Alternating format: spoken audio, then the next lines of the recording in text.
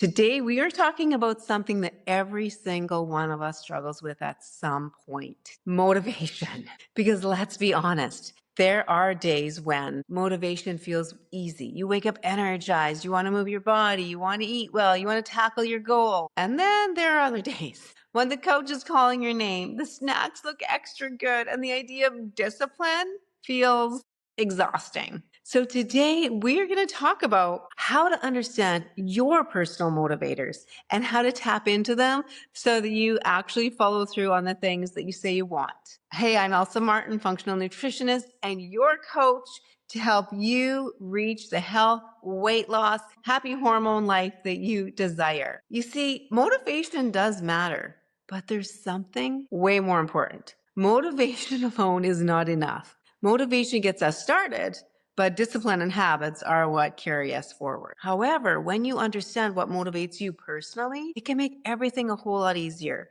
And it really does take some pressure off. Instead of constantly forcing yourself through with pure willpower, you start working with your psychology instead of against it. That's exactly what I do when I'm coaching ladies. I help them understand what their motivators are, because understanding what moves you into action is so powerful. And I'm going to help you with that today, because here's something really important I want you to catch. Your actions are linked to your beliefs. If you believe something deeply enough, you will eventually act in alignment with that belief. And that's why learning what motivates you is so helpful, because when you know what drives you, you could tap into that intentionally and you could just make your life a little easier and make your goals a little simpler to achieve. And I am all about keeping things simple and achievable.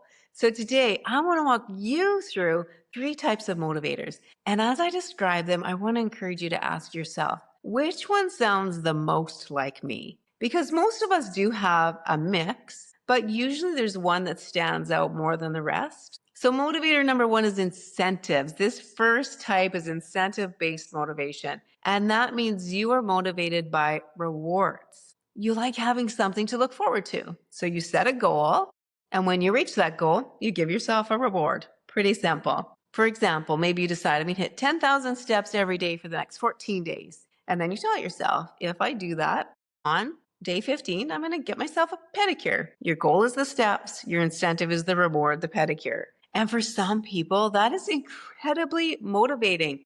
They love having something tangible to look forward to. So if that sounds like you, you're probably incentive motivated.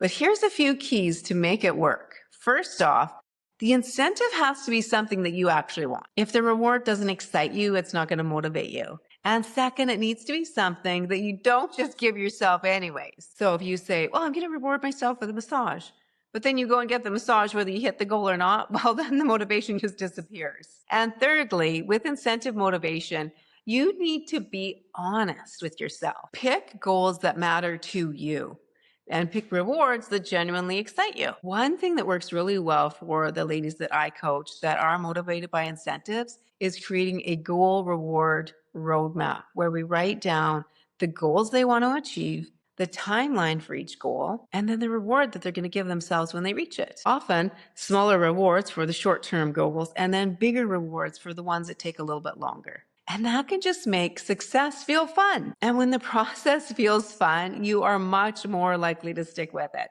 Motivator number 2, achievement. This second motivator is achievement-based motivation. These are the people that love check marks.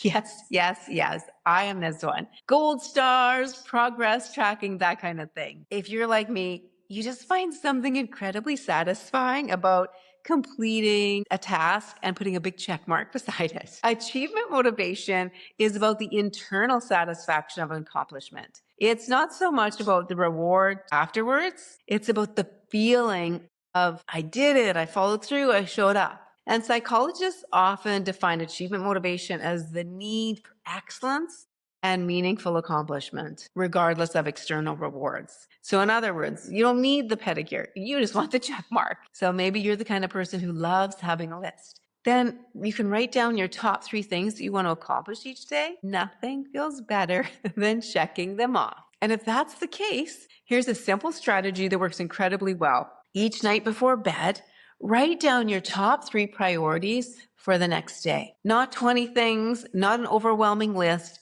just 3. And make sure that they're realistic and doable. For example, get your workout in, prep your food for the next day, read 10 pages of a personal development book. Those things are doable even in a busy day. And then when you complete each one, give yourself that check mark. But here's something important. Don't forget to pause and celebrate it when you do complete each task. Actually acknowledge the accomplishment, because achievement-oriented people, we often fall into a trap. We check the box and then we immediately move on to the next thing and the next and the next. And suddenly life just becomes an endless cycle of tasks. We stop enjoying the progress. Dan Sullivan talks about something called the gap and the gain. I love this book, highly recommend it.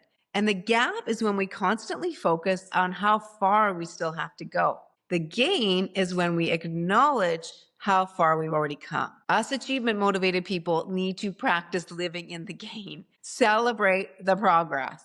All right, motivator number 3.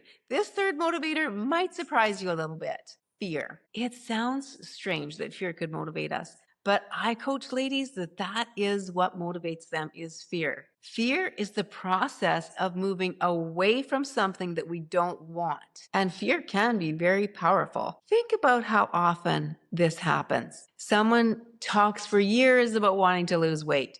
They know they should, they know it would be good for them, but nothing changes. And then one day, their doctor says, if you don't change something soon, you're going to develop diabetes, or they get high blood pressure, or heart issues. And suddenly, they find the motivation that they didn't have before. That's fear-based motivation. The fear of what might happen if nothing changes. Fear creates discomfort, and us humans naturally want to move away from discomfort. And that's why fear actually can push us into action sometimes faster than anything else. You know, when I finally decided to get serious about my health, fear was part of my motivation too. The fear of staying the same, the fear of feeling worse over time, the fear of not being able to fully enjoy life the way that I wanted to. But fear has to be used carefully, because too much fear can actually paralyze us instead of motivate us. So if fear is one of your motivators, here's a healthy way to use it. Make a list of your fears, and then beside each one, write one action that you can take regularly that helps prevent that fear from becoming reality.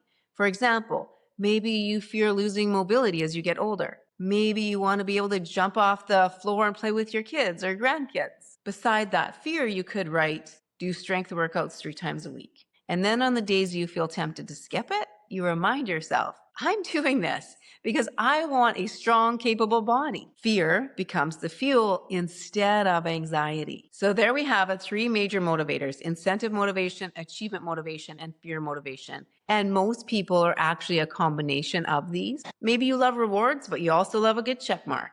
Maybe you're motivated by accomplishment, but you also have a healthy fear of what happens if you stop taking care of yourself. And also, what motivates us can change over time.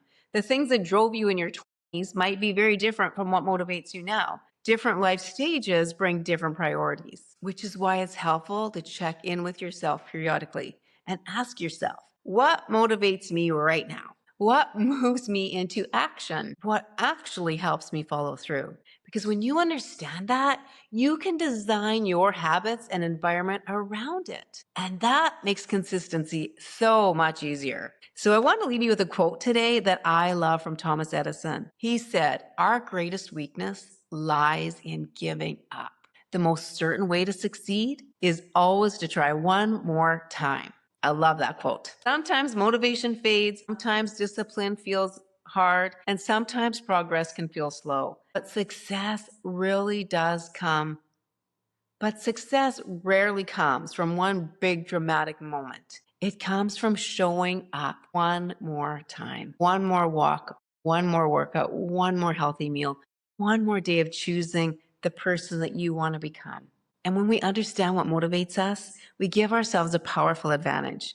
You make the journey a little easier and your goals a little more achievable. So today, I want to encourage you to take a few minutes and ask yourself, which motivator sounds most like me? Incentive, achievement, or fear? And how can I use that intentionally this week? Because the more you understand yourself, the more powerful your progress becomes. So, my friend, if this episode encouraged you, share it with a friend who could use a little motivation today. And remember, it's not about being perfect, it's about showing up for yourself. See you in the next episode.